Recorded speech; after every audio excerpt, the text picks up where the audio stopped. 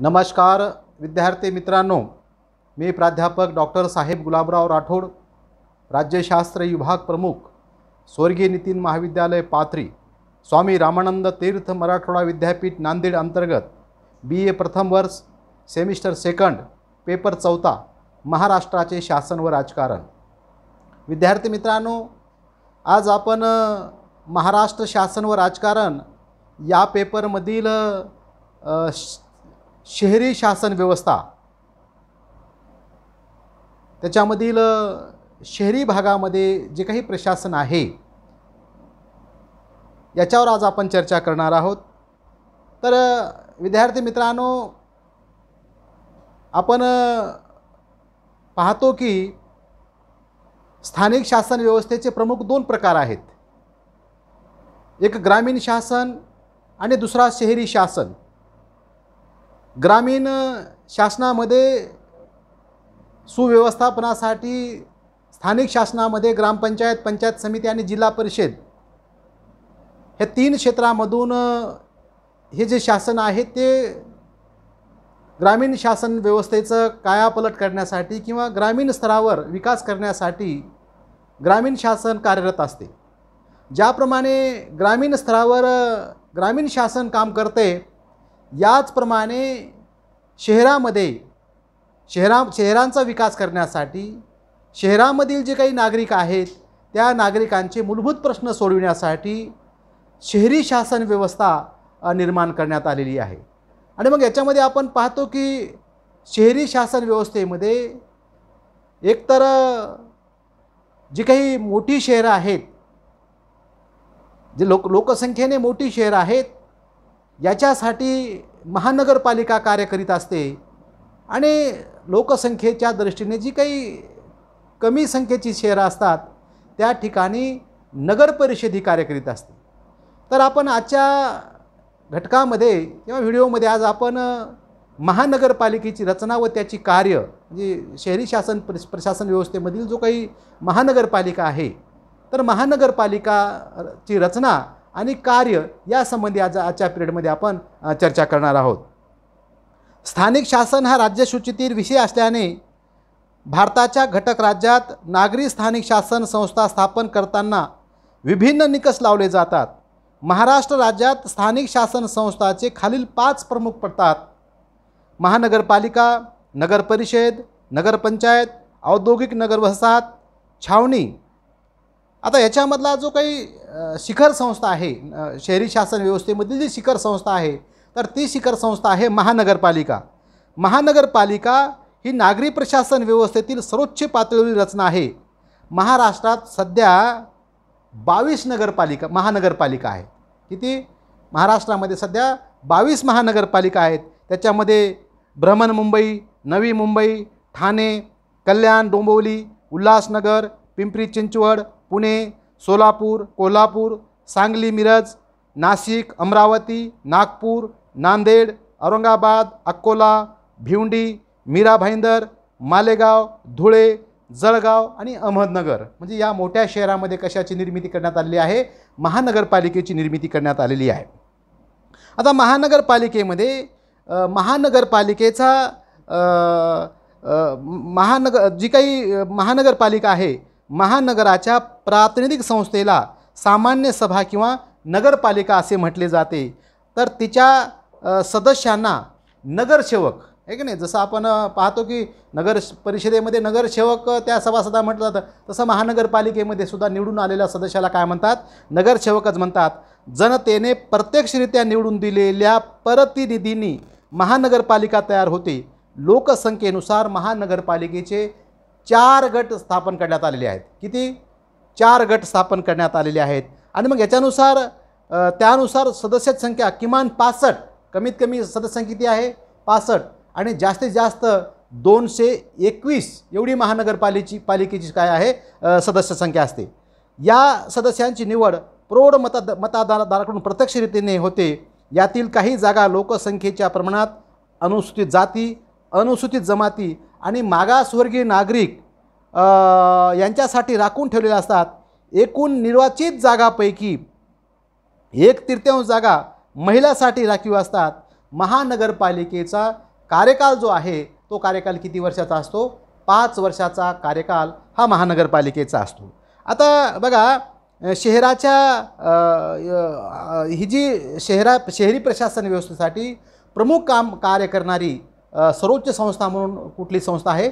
महानगरपालिका आहे. आता हे महानगरपालिकेमधला जो प्रमुख पद असतो आहे की नाही, महानगरपालिकेचा प्रमुख स्थानावर जो असतो तो असतो महापौर आहे की नाही. त्याचा अधिकारी म्हणजे त्याचा अध्यक्ष जर प्रमुख किंवा ज्याच्या नियंत्रणाखाली महानगरपालिका कार्य करीत असते तो व्यक्ती कोण असतो? महापौर असतो. महानगरपालिकेचे सदस्य आपल्यातून महापौर एकाची काय म्हणून निवड करते? महापौर म्हणून निवड करते.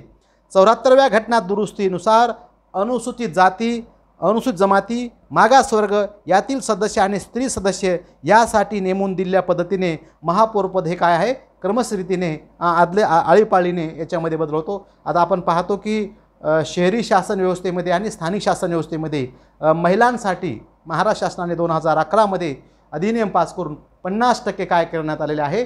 आरक्षणाची तरतूद करण्यात आलेली आहे. तर हे महानगरपालिकेसाठी हे सुद्धा लागू आहे. बघा, नागपूर आणि मुंबई या महानगरात महापौर परिषदी पद्धत क्रमशः 1997 आणि 1998 साली स्थापन करण्यात आली. या पद्धतीस महापौरास व्यापक स्वरूपाचे कार्यकारी अधिकार प्राप्त झालेले आहेत. आता महानगरपालिकेमध्ये 2 प्रकारच्या समित्या कार्यरत असतात. एक वैधानिक समिती आणि दुसरी आहे बिगर वैधानिक समिती.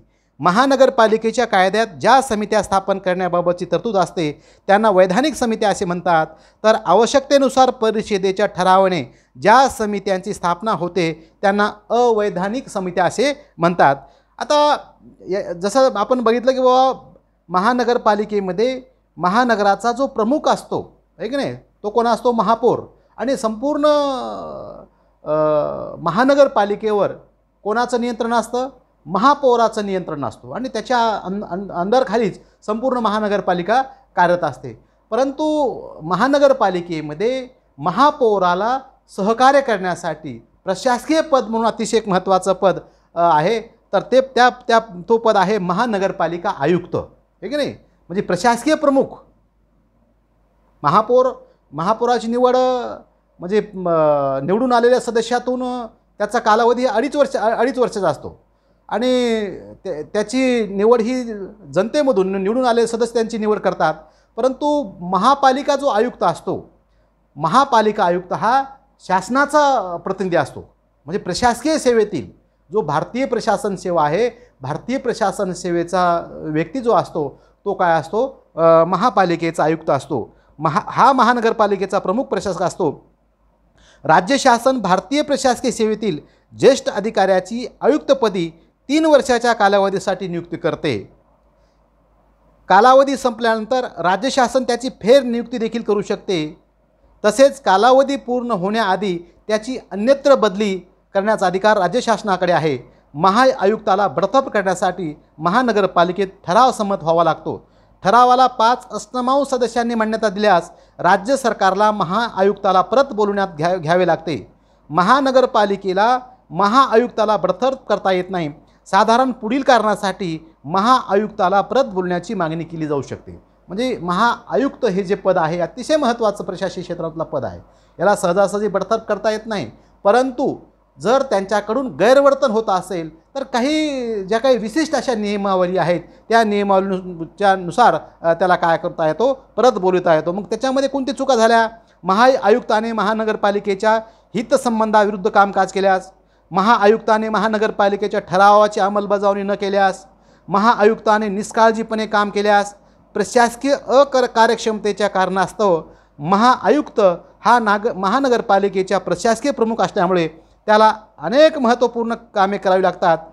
ती पुढीलप्रमाणे, म्हणजे महापालिका जो आयुक्त आहे याला कोणती कामे करावी लागतात? महानगरपालिकेच्या सभेत महापौराला सहाय्य करणे, महानगरपालिकेच्या कर्मचाऱ्यावर नियंत्रण ठेवणे, महानगरपालिकेच्या धोरणाची अंमलबजावणी करणे, कनिष्ठ कर्मचाऱ्याची नेमणूक करणे, महानगरपालिकेच्या वतीने करार करणे, कराराची माहिती स्थायी समितीला देणे, अंदाजपत्रक तयार करणे, महानगरपालिकेच्या सदस्यांना महानगरपालिकेच्या कामकाजासंबंधी माहिती देणे, महाआयुक्ताला कामात मदत करण्यासाठी 4 उपमहाआयुक्त असतात. याची नेमणूक महानगरपालिका राज्य सरकारच्या सल्ल्याने करते. याशिवाय महानगरपालिकेचा चिटणीस, शहर अभियंता, आरोग्य अधिकारी, शिक्षणाधिकारी इत्यादीची नेमणूक महानगरपालिका राज्य सरकारच्या सल्ल्याने करत असते. म्हणजे अतिशय महत्त्वाचा जो महानगरपालिकेमधला हा जो पद आहे तो कोणता आहे? आयुक्त हे पद आहे. आता विद्यार्थी मित्रांनो, ही जी शिखर संस्था आहे शहरी शासन संस्थेमधील महानगरपालिका, हिची भूमिका काय आहे? शहराच्या कायापलटासाठी, शहराच्या विकासासाठी महानगरपालिका कोणती काम करते? तर साधारणतः महानगरपालिकेला 2 प्रकारची कामे करावी लागतात. एक आवश्यक कार्य आणि दुसरी ऐच्छिक कार्य. आवश्यक कार्य जी आहे ती महानगरपालिकेवर काय आहे? बंधनकारक आहे. मग अशी कोणती आवश्यक कार्य आहेत? बघा, त्याच्यामध्ये खाजगी आणि सार्वजनिक वापरासाठी पाणी पुरवठा करणे, ठीक नाही, एक शहरासाठी पाणी पुरवठा करणे हे काम त्यांच्यावर आवश्यक कार्यामधलं आहे. सार्वजनिक रस्ते तयार करणे, पूल आणि गल्ल्या तयार करणे, मोठे व लहान रस्ते यांना नाव देणे, सांडपाणी वाहून जाण्यासाठी गटारे बांधून त्याची व्यवस्था करणे, सार्वजनिक शौचालय बांधणे, सार्वजनिक रुग्णालय, सार्वजनिक बाजारपेठ उभारणे, पशुकेंद्राची व्यवस्था करणे, रस्त्यावर दिव्याची सोय करणे, घरांना क्रमांक देणे, नगरातील धोकादायक इमारती पाडणे, प्राथमिक शिक्षणाची सोय करणे, स्मशानभूमीची व्यवस्था करणे, गलिच्छ वस्ती सुधारणे, जन्ममृत्यूची नोंद करणे, साथीच्या रोगाबाबत प्रतिबंधात्मक व्यवस्था करणे. ही जी कामे आहेत ही महानगरपालिकेची कोणती कामं आहेत? ही आवश्यक कामे आहेत. आता विद्यार्थी मित्रांनो, महानगरपालिकेच्या ताकदीनुसार आहे की नाही, त्याच्या बलबुत्यानुसार काही त्याला ऐच्छिक कार्य करावी लागतात. आता ऐच्छिक कार्याला मर्यादा नाही आहे की नाही.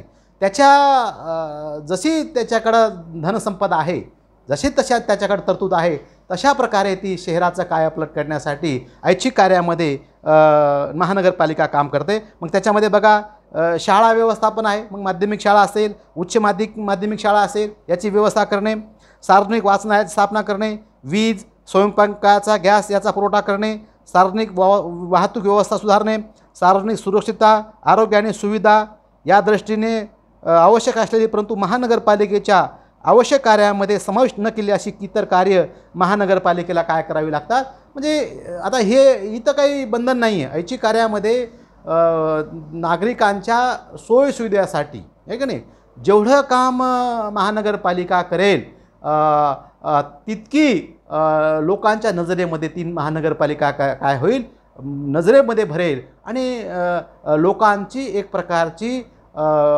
विश्वासपात्र होण्यासाठी महानगरपालिका काय होईल, म्हणजे त्याला अधिक बळकटी प्राप्त होईल. म्हणजे अशा प्रकारे शहरी शासन व्यवस्थेमध्ये महत्त्वपूर्ण भूमिका निभावणारी जर शिखर संस्था शहरी शासन व्यवस्थेमध्ये जर कुठली असेल तर ती कुठली संस्था आहे? महानगरपालिका आहे. आता महानगरपालिकेचं उत्पादनाची साधने कोणती आहे? त्याला फंड कुठून मिळतो? तर बघा, उत्पादनाची साधने म्हणजे करापासून जी टॅक्स असते, जी घराचे तुम्हाला टॅक्स आहे, इमारतीची टॅक्स आहे, ते टॅक्सपासून त्यांना मिळतो. मग संपत्तीवरील कर असेल, पाणीपट्टी असेल, वाहन कर, प्राण्यावरील कर, शहर सुधारणा कर, सिनेमागृहावर लावण्यात येणारे कर, करमणूक कर, पाळीव प्राणी, उपयुक्त प्राणी इत्यादीवर कर, जकात कर, उद्योग व्यवसाय, शिक्षणावरील कर, साधारण वरील गोष्टीवर कर लावून महानगरपालिका आपले उत्पन्न मिळवते व हे हमखास उत्पन्न असते. त्याच्यानंतर संपत्ती उपक्रमापासून मिळणारे उत्पन्न, महानगरपालिकेचे दुसरे उत्पन्न साधन म्हणजे संपत्ती उपक्रम हे होय. आर्थिक सहाय्य म्हणजे राज्य सरकारसुद्धा महानगरपालिकेला काय करतोय, म्हणजे अनुदान किंवा त्यांना जी काही आर्थिक सहाय्य महानगरपालिका करण्याचं काम कोण करतं आहे? राज्य सरकारसुद्धा करतं आहे. किंवा महानगरपालिकेला कर्ज उभारण्याचं सुद्धा, म्हणजे कर्ज घेऊन शहराचा विकास करण्यासाठी सुद्धा तरतूद, अशा प्रकारची व्यवस्था महानगरपालिकेच्या नियमामध्ये करण्यात आलेली आहे. म्हणजे अशा प्रकारे मोठ्या शहराचं सुव्यवस्थापनासाठी अतिशय महत्त्वपूर्ण कार्य करणारी संस्था जर कुठली असेल तर ती संस्था कुठली आहे? महानगरपालिका ही संस्था कार्य करणारी संस्था आहे. तर अशा प्रकारे महानगरपालिकेची रचना व त्याची कार्य हा भाग या ठिकाणी आपला संपवतो. धन्यवाद.